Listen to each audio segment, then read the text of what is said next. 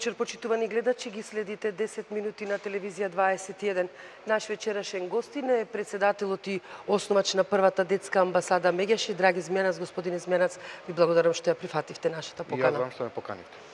Имаме многу што да разговараме, па затоа на почеток дозволете ми да проговориме за иницијативата, на граѓанска иницијатива всушност која вие како детска амбасада поддржувате, а тоа е заедничко родителство после разводот. Зашто станува збор и што добиваат децата со оваа иницијатива?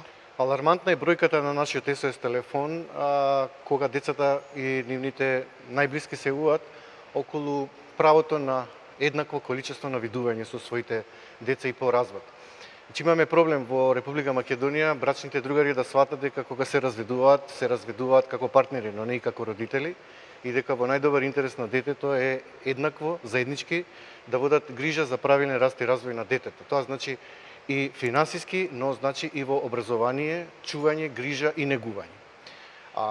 Секогаш Центарот за социјална работа не постапа по најдобар интерес на детето и засегнатите родители кои не можат да остварат еднакво количество право на видување со своите деца се жалат кај нас дека ако не успеат да се договорат доброволно, тогаш имаат тешкотија да го остварат ова право на родителствување и по развод со еднаков пристап за чување, грижа и негување на детето. Значи, што ќе направи оваа иницијатива? Што предлага? Иницијативата предлага да имат заедничка стартна позиција двајцата родители, но тоа не значи автоматизам на подеднакво родителствување, туку на квалитетно створење родителско право. И доколку се остварува квалитетно родителското право и еднакво време на видување, чување и згрижување, тогаш детето ќе има можност да подеднакво биде и кај таткото и кај мајката, за да можат и двајцата родители да влијаат на неговиот правилен раст и развој. Како ќе се прави тоа, господине Змјанац, со оглед на тоа што овие работи за кои што зборувате веќе се регулирани со закон? Се регулирани кај партнерите кои се договараат, но не се има потешкоти кај партнерите кои не може да се договорат. Тогаш Центарот за социјална работа дава мислење до судот и судот одлучува во најголем број на процент кај мајката, колку што е детето помало, и татковците имаат 2 пати во месецот право на видување и на тој начин се чувствуваат засегнати и на некој начин дури дискриминирани. За оваа иницијатива ќе има тркалезна маса во јануари, 28. Веќе имаме остварено контакти со Министерката за труд и социјална политика. Писмото беше иницијативата доставена и до владата. Владата го врати писмото до Министерството за труд и социјална политика. Министерството за труд треба да направи инспекцијски надзор, ревизија, за да види дали аргументите на групата на родители држат дека најчесто детето се дава на мајката и дека татковците и покрај тоа што ги исполнуваат условите за да бидат квалитетни и одговорни родители, не успева да има стартна позиција. Значи, рамката да се прошири, ова веќе и во Советна Европа оди како иницијатива и мислиме дека Македонија треба да биде да го следи овој процес. Детската амбасада Меѓаши е дел од уште еден голем проект кој што ќе биде реализиран за време на изборите. Ќе бидете партнери со граѓанската асоциација Мост и со народниот правобранител во заштита на децата од злоупотреба во политичка кампања. Зашто станува збор, како ќе ги штитите децата? Имено ние секој избори, дали се локални, председателски или парламентарни, забележуваме дека не сите политички партии го почитуваат кодексот на против злоупотреба на децата за партиски политички цели.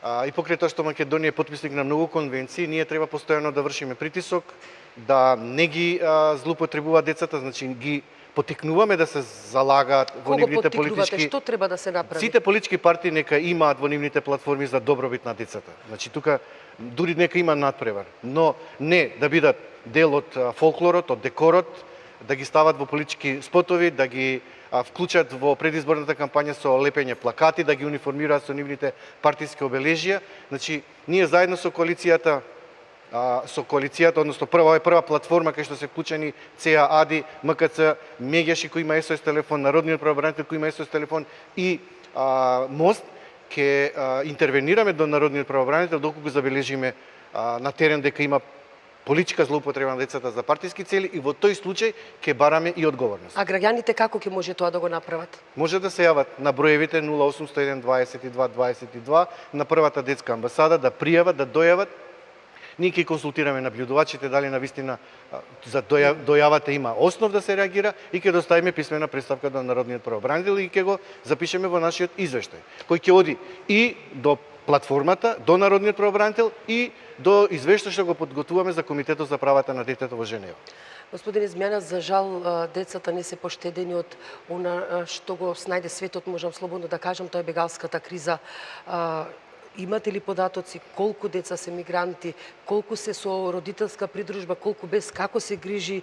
Еве конкретно да зборуваме за Македонија, за овие деца. Да не заборавиме дека на Балканот имаше екзодус, геноцид, бегалска криза. Прво беше во Босна, кога дојдоа бегалци од Босна и Херцеговина, кога подадовме рака и изгриживме околу 60.000 бегалци, потоа во Косово околу 300.000 бегалци, па нашиот конфликт 2001 кога отворивме прифатилиште за деца од внатрешно раселени лица.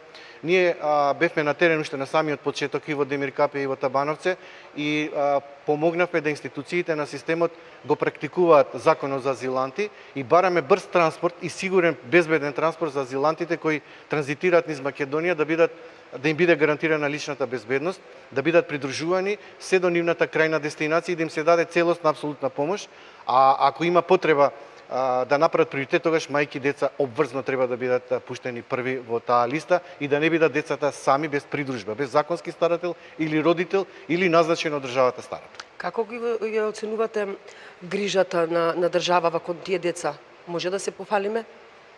Па мислам дека е мобилна, може уште повеќе. Јас повеќе би уште кога давав интервјуа на почетокот дека меѓународната заедница мора да биде отворена за овој проблем, да помогне не само финансиски, туку и да сподели со овој товар, бидејќи Македонија сепак е мала земја. Мислам дека клучни фактори се Турција и Грција, кои први места кај што влегуваат, посебно Грција и Германија заедно со нивните главни партнери во споделување на оваа криза, мислам дека треба да ги отворат границите за сите бегалци, посебно кои се погодени од војна. Така. И да проговориме само за нараснатиот број на кривични дела, семејно насилство, односно педофилијата и родосквернавењето.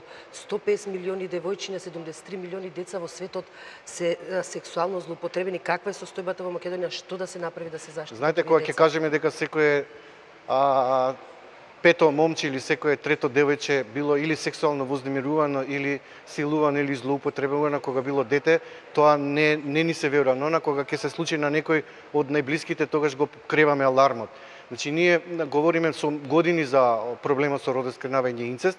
Благодарение на нашиот силен притисок за застапување и лобирање, пратениците минатата година под итна постапка го донесоа измени дополни на кривичниот закон, веќе се воведува и медикаментна така наречена хемиска кастрација, затоа што едноставно рецидивистите не можат да го контролираат нагонот или бидот и сметаме дека ова е хумана мерка затоа што помага на рецидивистот да не ја повтори казната, односно да не лежи доживотна казна затвор, а и да нема следно дете жртва. Така.